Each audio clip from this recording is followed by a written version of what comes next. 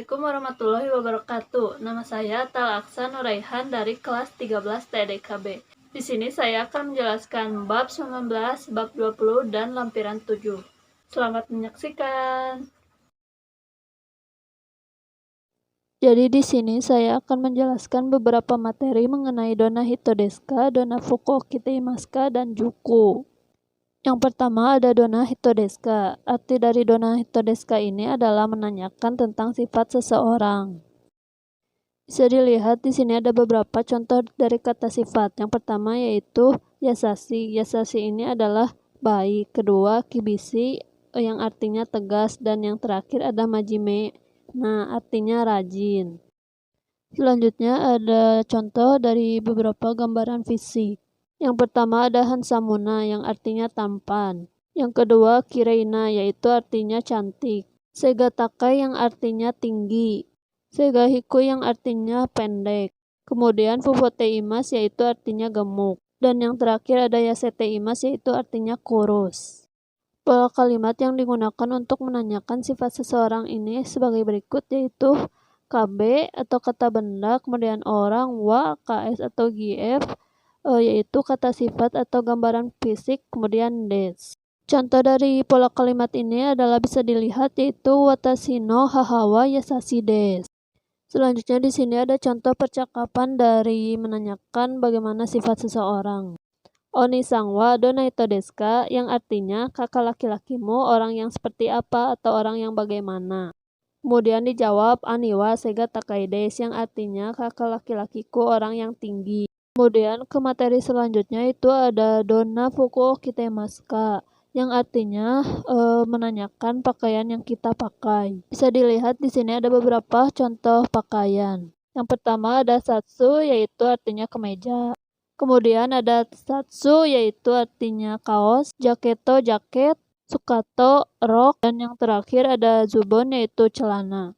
Bisa dilihat di sini ada beberapa aksesoris. Yang pertama ada boshi yaitu topi, yang kedua ada megane yaitu kacamata, selanjutnya nekuta yaitu dasi, kutsu yaitu sepatu, kemudian jilbab yaitu jilbab, dan yang terakhir ada kutsusita yaitu kaos kaki, dan sandaru yaitu sandal.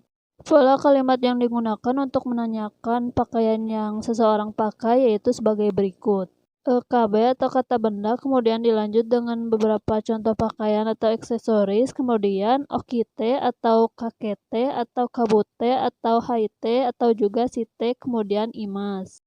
Berikut penjelasan lebih lanjutnya. Yang pertama ada kite yaitu mengenakan baju atasan atau baju secara umum. Kedua ada kakete yaitu memakai kacamata. Selanjutnya ada kabute yaitu mengenakan sesuatu yang menutupi kepala. Keempat ada haite yaitu mengenakan baju bawahan dan alas kaki. Dan yang terakhir ada shite yaitu memakai dasi atau aksesoris. Dan ini ada contoh percakapan dari menanyakan pakaian yang seseorang pakai.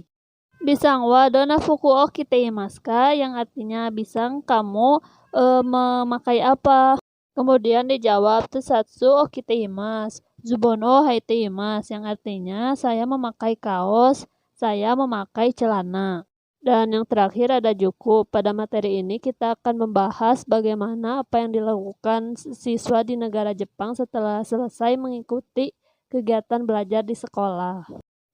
Jadi, kebanyakan siswa SMA Jepang setelah selesai mengikuti kegiatan belajar di sekolah, mereka mengikuti bimbingan belajar atau les di luar sekolah. Tempat les ini seperti ini biasa disebut juku. Biasanya anak-anak yang mengikuti les ini paling banyak adalah anak-anak kelas 3. Di juku ini atau tempat les ini ada jumlah peminatnya sedikit, ada juga jumlah tempat les yang jumlah peminatnya juga sangat banyak. Dalam satu kelas bisa mencapai 200 orang siswa sehingga pengajarnya harus menggunakan mikrofon biasanya. Anak-anak biasanya memilih tempat les dengan tenaga pengajarnya sudah terkenal memiliki kemampuan mengajar yang profesional. Siswa yang telah berhasil mengikuti tes ujian masuk perguruan tinggi biasanya akan diumumkan nama perguruan tingginya di papan pengumuman yang ada di juku tersebut. Kemudian ini juga bertujuan buat berpromosi kepada siswa-siswa yang lain. Di sini ada yang disebut dengan Gen Eki Gokaku. Gen Eki Gokaku ini adalah siswa yang sudah lulus LSTA langsung berhasil ujian masuk perguruan tinggi. Mata pelajaran yang dipelajari di Juku adalah matematika, fisika, kimia, dan juga bahasa Inggris. Di Juku juga disediakan toko buku. Buku-buku yang dijual paling banyak adalah buku-buku yang berisi soal-soal ujian sekolah atau soal-soal ujian persiapan masuk perguruan tinggi. Kegiatan belajar di Juku dimulai kira-kira mulai pukul 4 sore, yaitu setelah selesai kegiatan belajar di sekolah. Berikut ini adalah salah satu contoh dari seorang siswa kelas 3 yang mengikuti kegiatan belajar di Juku. Dia mengikuti pelajaran di Juku mulai dari pukul 4 sore sampai pukul 10 malam. Jadi dia belajar di Juku itu selama 6 jam. Di sela-sela kegiatan juga biasanya disediakan waktu untuk beristirahat bagi siswa yang mengikuti les. Dan setelah itu juga mereka kembali melanjutkan kegiatan belajar sampai larut malam. Sekian dari saya dan terima kasih. Semoga ilmu yang saya sampaikan dapat bermanfaat dengan baik. Wassalamualaikum warahmatullahi wabarakatuh.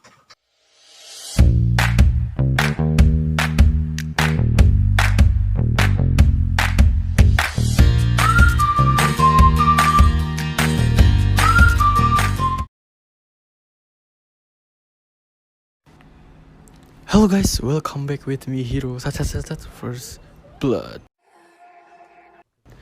Oke guys, jadi gue udah sampai rumah.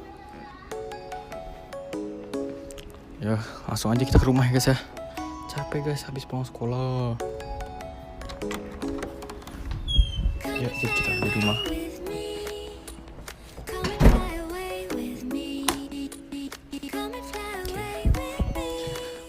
Langsung aja kita ke kamar ya guys ya.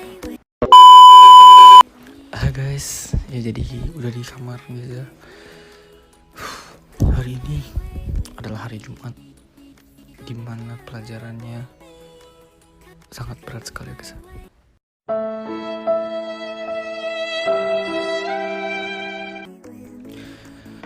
Ya jadi di Jepang itu ada 10 mata pelajaran pokok. Ya misalnya kayak pelajaran bahasa Jepang klasik, olahraga, ada matematika, ada kimia, fisika, karena gue kelas IPA ya jadi fisika sama kimia, dan ada gensha itu jadi kayak pendidikan tentang hukum itu bla bla bla bla bla. Dan ada apa lagi guys ya, bahasa Inggris itu ada 2, jadi ya kayak gitulah. Dan satu lagi itu pelajaran penjaskes ya guys ya. Jadi kalian tahu sendiri lah ya, belajar yang gitu-gitu.